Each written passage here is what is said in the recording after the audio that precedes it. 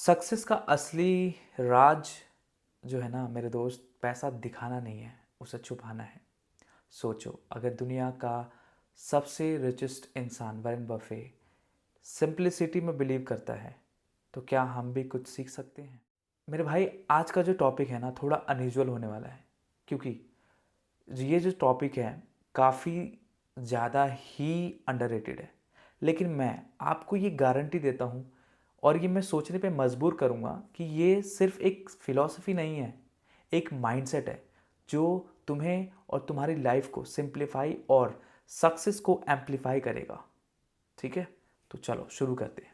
जो मेरे जो पॉइंट्स हैं ना यार, देखो ये सिंपल और आ, बड़ा ही प्रोवोकिंग वाले हैं। ठीक है, और ये मेरे अपने व्यूज़ हैं और मुझे नहीं पता कि व्हाट अदर्स आर थिंकिंग। तो जो मेरा पहला पॉइंट है वो ये है कि लाइफ में ना वैल्यू ऐड करो, ना कि अपनी अपीयरेंस पर। फॉर एग्ज़ाम्पल देखो कि जब तुम अपने लाइफ में एक वैल्यूज़ को सेट करते हो, कोई चीज़ सीखते हो, ठीक है, सीखना इन द सेंस कि आप अपने करियर में, अपने लाइफ में अपने आप को अप स्किल कर रहे हो। फॉर एग्ज़ाम्पल मुझे गिटार सीखना है तो मैं सीखूंगा, it means I am adding some value in my life. मुझे मैथमेटिक्स नहीं आती है तो मैं बेसिक से शुरू करूँगा। तो क्या है, मतलब कि मैं अपने आप को अपनी लाइफ में कुछ ऐड ऑन कर रहा हूँ। मुझे स्विमिंग नहीं आती है तो मैं स्विमिंग क्लासेस जाऊँगा और सीखूँगा, तो मैं ऐड ऑन कर रहा हूँ। चलो, मैं एक वर्किंग प्रोफेशनल हूँ, मुझे एक्सेल नहीं आती है तो मैं एक्सेल सीखूँगा। मुझे पावर पॉइंट नहीं आता है तो इसका मतलब क्या है कि मैं नहीं सीखूँगा क्या? नहीं, मैं सीखूँगा। ठीक है, तो it means you are adding some values in your life. हर एक स्टेज पे आप अपने जीवन में कुछ ना कुछ ऐड ऑन कर रहे हो। लेकिन इसका ऑपोजिट, आपको ये चीज़ें अट्रैक्ट नहीं कर रही है। आपको अट्रैक्ट कर रही हैं वो चीज़ें जो मटेरियलिस्टिक और अपीयरेंस पे है। अरे यार, तुम्हें तुम्हारी तनख्वाह 30,000 है, तुम एक रेंटेड फ्लैट पे रह रहे हो और तुम्हें लगता है कि मुझे आज ही एक ईएमआई पर एक थार ले लेनी चाहिए, जिससे क्या हो कि क्योंकि मेरा कलीग लेकर आता है। ठीक है, अरे मेरे भाई, अगर तेरे पास इतने ही पैसे होते ना तो तू दूर गांव से इस दिल्ली जैसे शहर में या गुड़गांव जैसे शहर में, जितने भी मेट्रोपॉलिटन सिटीज़ हैं, चाहे पुणे हो गया, बेंगलोर हो गया, ठीक है, तो तुम वहाँ नहीं जाते। तुम्हें सिर्फ तुम्हें अपने माँ बाप को छोड़कर, अपने यार दोस्त को, अपने ब्यूटीफुल गांव को छोड़ के तुम्हें इस जहरीले शहर में आने की ज़रूरत नहीं पड़ती है। तुम हर दिन जब सुबह उठते हो, शाम को उठते हो, ये रोटेशनल शिफ्ट होता है तुम्हारा। ठीक है, और हर बार तुम उसी जॉब को गाली देते हो और कहते हो कि यार मुझे ये जॉब नहीं करनी है, लेकिन फिर भी तुम्हें करनी पड़ रही है क्योंकि तुम्हारे पास कोई ऑप्शन नहीं है। क्यों क्यों नहीं है? क्योंकि तुमने अपनी काम पर, अपने चीज़ों पे, अपने आप पे इन्वेस्ट नहीं किया है। अगर तुम करते तो शायद तुम्हें कोई बेटर चीज़ मिल सकती थी। मैं आसपास देखता हूँ, मैं अपने कलीग्स को, मैं अपने दोस्तों को देखता हूँ। They are more oriented towards appearance. यहाँ एक देखो, थोड़ा सा मैं तुम्हें लगूंगा कि ये क्या बोल रहा है, लेकिन अगर फॉर एग्ज़ाम्पल मान लो तुम्हारी जो पर्सनैलिटी है, मतलब तुम्हारी फिजिकल अपीयरेंस देखो, मैं जो बोलने वाला हूँ थोड़ा तुम्हें बुरा लगेगा, लेकिन समझो ये रियलिटी है कि तुमने ईएमआई पर गाड़ी ले ली। ठीक है, चलो तुम्हारी फेवरेट गाड़ी है, थार होगी, लेकिन तुम्हारी जो पर्सनैलिटी है वो मैच नहीं करी है उस गाड़ी से। समझ पा रहे हो? मतलब तुम स्किनी, लैंकी, दुबले पतले और मजदूर लग रहे हो। By the no, with no offence, I am मेरा कोई किसी को, किसी की जॉब प्रोफेशन को मतलब हर्ट करने का कोई इंटेंशन नहीं है। ठीक है, लेकिन समझो जरा, तुम्हारी पर्सनैलिटी मैच नहीं करी उससे, अप टू मैच नहीं हो रहा तुम्हारा। तुम्हारी जो फिजिकल अपीयरेंस है, तुम लग रहे हो शकल सूरत से ही मजदूर लग रहे हो। तो यार तुम अपनी अपीयरेंस पे काम कर सकते हो ना, मतलब जिम जाओ, बॉडी बनाओ, हेल्दी रहो, है ना। और देन उसके बाद तुम सोच सकते हो, क्योंकि वो जो चीज़ है वो मैच कर रही है उसकी पर्सनैलिटी से। कुछ चीज़ें होती हैं मतलब मैचिंग मैचिंग होती है, और तुम जैसे कहते हैं ना कि अम, वो हमारे लाइफ में क्या होता है, वो हम हमारी एक कहावत है, मेरी माई कहती हैं कि बाप का नाम साग पात और बेटा का नाम परोरा। मीन्स क्या है कि मतलब बाप दादाओं ने बहुत मेहनत करी, ठीक है, मेहनत करने के बाद उन्होंने अ, मतलब स्ट्रगल किए, मेहनत किए, एंड और वो सिंपल लाइफ जी रहे हैं।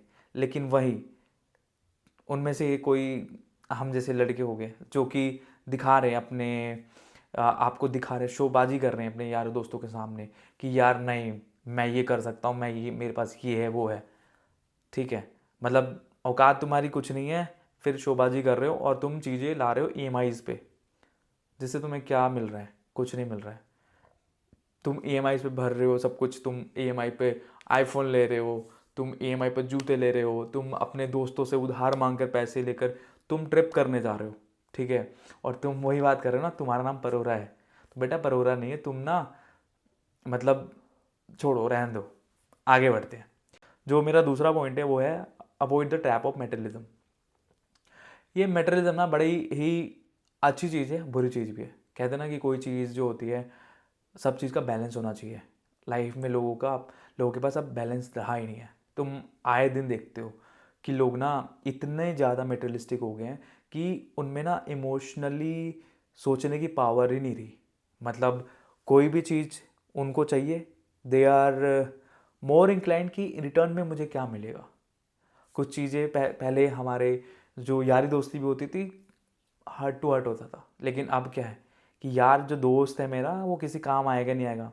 तुम देख लो तुम्हारे जो दोस्त बनते हैं वो कैसे बनते हैं। कहते हैं ना हमारे हमारे पापा के टाइम में कि यार वो दोस्त होते थे जो हर टाइम पे, हर मुसीबत पे तुम एक कॉल भी करोगे ना तो आ जाते थे। लेकिन अब वो टाइम नहीं रह गया। हर किसी को कुछ ना कुछ चाहिए, रिटर्न फ़ायदा चाहिए, ठीक है। तो इस चीज़ को ओवरकम करो ना यार, क्यों इतना मटेरियलिज्म हो रहे हो। तुम अपनी जो इनर पीस को उसको ढूंढो ना। तुम बिहार, झारखंड, कहीं और से भी, मैं भी खुद माइग्रेट होकर आया हूँ दिल्ली जैसे शहर में, और अकेले रह रहा हूँ। क्यों आ रहा हूँ, मेरा भी मन करता है कि मैं जाऊँ वहाँ रहूँ, लेकिन नहीं हो पा रहा है भाई, क्योंकि हमारे जो हम इतने कैपेबल नहीं हैं, ठीक है। फिर भी हम आए हैं, और अगर मैं दिखाऊं कि यार नहीं, मैं तो सब कुछ कर, मतलब मैं कर रहा हूँ, मैं अपना मैं अभी जाता हूँ और एक शोरूम से जाके अपने ईएमआई पे एक गाड़ी निकलवाता हूँ, और ईएमआई पर ही मैं अपना घर लोन पे ले लेता हूँ, और मेरी पे करने की कैपेसिटी है नहीं। फिर क्या होता है कि जो बैंक वाले आते हैं मेरे से पूछते हैं, भाई ईएमआई मिस हो गई है, एक में ईएमआई, दो में ईएमआई, फिर उसके बाद से वो उसको कॉन्फिस्केट करके ले जा रहे हैं। तो क्या फ़ायदा, क्यों, मैंने वो किसके लिए करा, वो दिखाने के लिए किया यार। लेकिन तुम्हें समझ में आ रही बात कि दिखाने से क्या मिलता है तुम्हें, तुम्हारी जो खुशी है वो तुम्हें मिल रही है।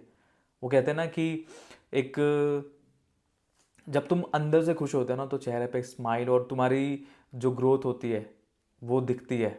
मतलब कि जब आप इन्फॉर्म्ड होते हो, वेल एजुकेटेड होते हो, जो डिसीजन होता है उस पे तुम फोकस रहते हो, ठीक है, ना कि तुमने बहुत सारी एक्सपेंसिव चीज़ें पहन रखी है और तुम्हें उसका कुछ मतलब जब तुम बोल रहे हो तो ऐसा लग रहा है कि कूड़ा निकल रहा है तुम्हारे मुंह से, बदबू आ रही है।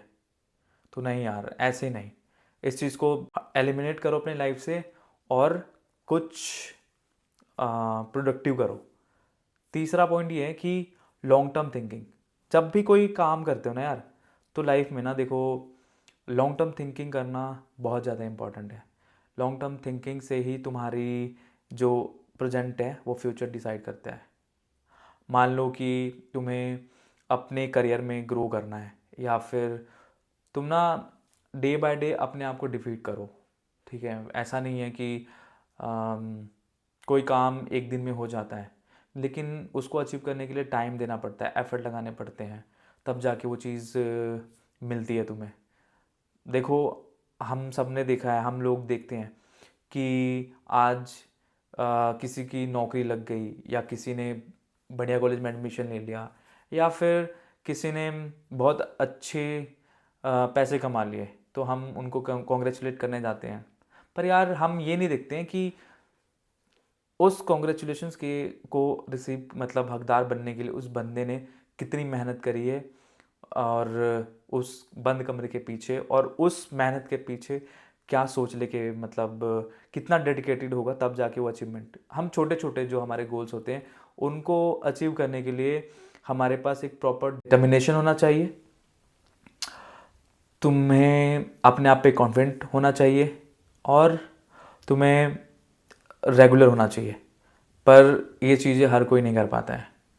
तीसरा पॉइंट ये है कि चूज़ योर सर्कल वाइजली। देखो यार, अगर तुम अपने सर्कल को तुम वाइजली चूज़ करते हो ना, तो ट्रस्ट मी, तुम्हारे लाइफ में कभी भी ना डाउनफॉल नहीं आने वाला है।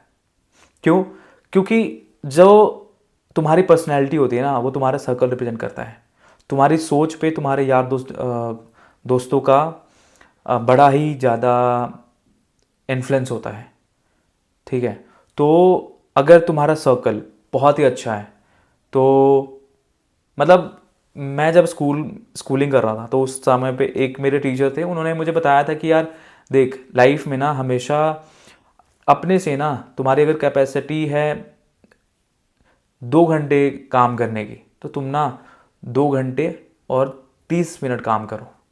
जिससे क्या होगा कि तुम ना ऑटोमेटिक अपने आप को फ्यूचर के लिए प्रिपेयर कर रहे हो। कहते हैं ना कि जब तुम प्रैक्टिस कर रहे होते हो, प्रैक्टिस किसी वॉर के लिए, तो जब जितना खून तुम्हारा प्रैक्टिस करने पे बहेगा, उतना खून तुम्हारा उस वॉर बैटल फील्ड में नहीं बहेगा। इट्स बेटर कि अब भी जो तुम्हारा सर्कल है, अगर तुम्हारा सर्कल तुम्हें अपलिफ्ट करता है तो उनसे सीखो, उनसे आगे बढ़ने की, उनसे पॉजिटिव रहने की सीखो, ना कि उनसे इन्फ्लुएंस, उनकी बैड हैबिट से इन्फ्लुएंस हो। फॉर एग्जांपल, मैंने देखा है कि हमारे जो पीयर प्रेशर में लोग क्या करते हैं, जो नॉन अल्कोहलिक होते हैं, वो अपने सर्कल में जाकर पीयर प्रेशर के चक्कर में आकर वो सिगरेट, दारू सब कुछ पीने लग जाते हैं, जिससे उनका नेगेटिवली ही इम्पैक्ट पड़ता है। देखो, हम सब ने देखा होगा कि आजकल में जो लड़कियां हैं, देखो ये थोड़ा कंट्रोवर्शियल टॉपिक होने वाला है, क्योंकि जो लड़कियां हैं आजकल कितनी ज़्यादा इन सब चीज़ों पे फोकस हो गई हैं। अगर दिल्ली यूनिवर्सिटी में तुम पढ़ते हो या कहीं और या कॉर्पोरेट में काम करते हो, तो तुमने देखा होगा कि ये निबिया होती हैं। ये निबियों का क्या है कि उनको पीना नहीं है, सिगरेट नहीं पीते हैं, फिर भी मतलब शो ऑफ करने के लिए वो ऐसे एक कश लेंगी और मुंह से मुंह मतलब हवा को निकाल देंगी। तो यार क्या है ये, व्हाट इज दिस? क्यों फैला रहे हो? उनको पीना नहीं है, फिर भी बराबरी करनी है। तो समझो, अपने सर्कल को हमेशा गिव अ थॉट और चूज देम वाइजली। जो पांचवा पॉइंट है वो है सेविंग एंड इन्वेस्टमेंट। ये बहुत ही ज़्यादा इंपॉर्टेंट है, क्योंकि सेविंग से और इन्वेस्टमेंट से तुम्हारा फ्यूचर डिसाइड होता है। इसको हम ऐसे समझते हैं कि जब इंडिया में पैंडमिक आया था, तो इंडिया की पॉपुलेशन को ज़्यादा हिट नहीं किया था सेविंग्स और इन्वेस्टमेंट की वजह से ही। क्योंकि जो पॉपुलेशन है इंडिया की, हमारे जो दादा परदादा या फिर हमारे माँ बाप, वो सेविंग्स में बिलीव रखते हैं, ना कि वो खुले मुंह से वो खर्च करते हैं, ठीक है।